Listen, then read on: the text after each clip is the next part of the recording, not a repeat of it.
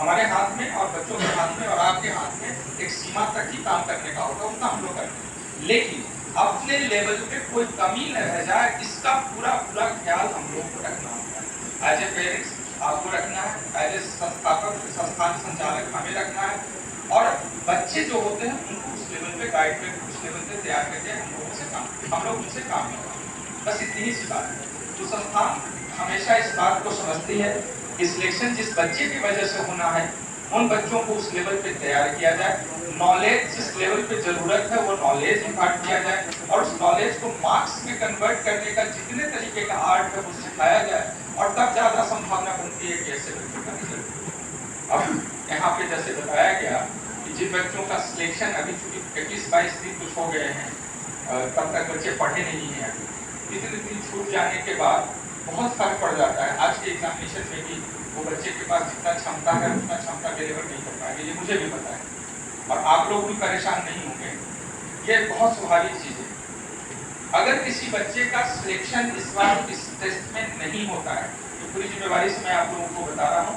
मेरा मकसद नहीं ऐसा है कि कुछ बच्चों को सिर्फ बुलाया जाए। हम चाहते हैं कि जो डिजर्व करता है, उसकी संख्या तो बहुत कम है, 1000 बच्चों की कैपेसिटी हमारे इस कैंपस में, हम चाहे तो इसमें और बढ़ा सकते हैं, बट क्वालिटी अफेक्टेड होगा, इसलिए अभी इतने जगह में इतना ही हम लोग दे रहे हैं। है हमारे पास व्यवस्था, आगे आने वाले समय में हमारी टीम जितनी मजबूत होगी, हम उतना बढ़िया अगर काम करने लगेंगे, तो निश्चित रूप से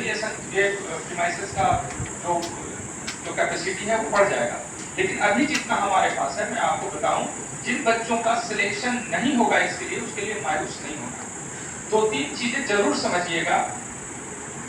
पहले ये समझना है कि उस बच्चे के पास लेवल में कितना का डिफरेंस है। अगर बड़ा डिफरेंस है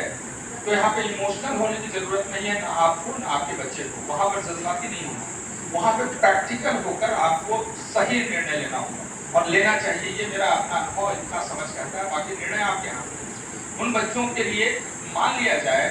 कि अभी एक नीट का एग्जामिनेशन देता है बच्चा, 200-300 के बीच में रहता है,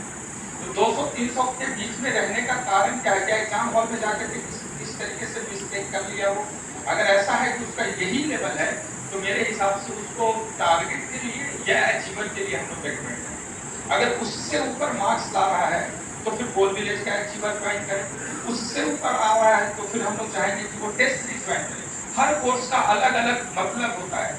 और कई बार आते हैं आजकल बच्चे, वो कहते हैं कि कोर्स सर इस कोर्स में हमें एडमिशन लेना है, जबकि मैं जानता हूँ कि उनके मार्क्स को देखकर, उनका जो टेस्ट ले रहे हैं, हम लोग अभी यहाँ टेस्ट जो ले रहे हैं, इस टेस्ट से उनका जो लेवल को मेजर करेंगे, एक बहुत हद तक हम पहचान पाते हैं कि इस बच्चे का लेवल कौन सा है, और किस लेवल के बच्चों को कौन सा कोर्स पहले देना चाहिए, किस तरीके की पढ़ाई देनी चाहिए। जिस तरीके की पढ़ाई देनी है उस लेवल पे कोर्स रेकमेंड करते हैं, बच्चे एडमिट हो जाते हैं कि नहीं सर हमको ये नहीं यही चाहिए। वैसे कंडीशन में फिर वो जिद पे आते हैं, तो हम लोग को क्या करना होता है, या तो हम लोग मजबूरी में उनको वो सीट वो व्यवस्था या फिर वो कोर्स देते हैं जिसका बहुत अच्छा रिजल्ट नहीं आता है, या फिर हम लोग उनको छोड़ देते हैं, वो वापस चले जाते हैं कि नहीं आप नहीं दीजिएगा ये कोर्स, तो हम आपके यहाँ एडमिशन नहीं लेंगे। नहीं एडमिशन लेना वो उनका निर्णय हो सकता है, बट मुझे लगता है कि हम लोग जिस जवाबदेही से काम कर रहे हैं, इतने वर्षों में गोल ने कभी भी ना तो पेरेंट्स को और ना अपने बच्चों को चीट करने की कोशिश किया है। हम लोग चीट नहीं कर सकते, हालांकि दुखद बात यही है, पूरा चीजों को अगर आप देख सकते हैं, वही मेरा चल रहा है अभी, पूरे तरीके से शिक्षा एक प्रोडक्ट बन करके सेल किए जा रहे हैं, शिक्षा को बेचा जा रहा है और खरीदने वाले खरीद रहे। भारी मन से मैं इस बात को कर रहा हूँ, मैं बिजनेसमैन नहीं हूँ, मैंने